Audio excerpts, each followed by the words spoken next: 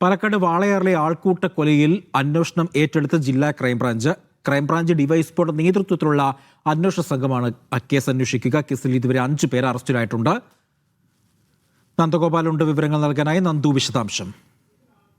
കേസുമായി ബന്ധപ്പെട്ട വലിയ രീതിയിലുള്ള ചർച്ചകൾ ഉണ്ടായിട്ടുണ്ടായിരുന്നു. അതിനിടെയാണ് ഇപ്പോൾ ഈ കേസ് ക്രൈംബ്രാഞ്ച് ഏറ്റെടുത്തു എന്നുള്ള വിവരം വരുന്നത്. ക്രൈംബ്രാഞ്ച് ഡിവൈഎസ്പിയുടെ നേതൃത്വത്തിലുള്ള പ്രത്യേക സംഘമായിരിക്കും ഈ കേസ് അന്വേഷിക്കുക. നേരത്തെ സംഭവത്തിൽ 5 പേരെ അറസ്റ്റ് ചെയ്തിട്ടുണ്ടായിരുന്നു. അട്ടപ്പള്ളം സ്വദേശികളായ അനൂപ്, പ്രസാദ്, മുരളി, അനന്തൻ, ബിബിൻ എന്നിവരാണ് അറസ്റ്റിലായത്. ഇതിൽ 4 പേർ BJP RSS പ്രവർത്തകരാണ് എന്നുള്ളതും കണ്ടെത്തിയിട്ടുണ്ടായിരുന്നു. അതിൽ 2 പേർ മുരളിയും അനുവും ഡിവൈഎസ്ഐ പ്രവർത്തകനായ ഒരു വ്യക്തിയെയും CIT തൊഴിലാളിയെയും വെട്ടിയ കേസിലെ പ്രതി കൂടെയാണ്.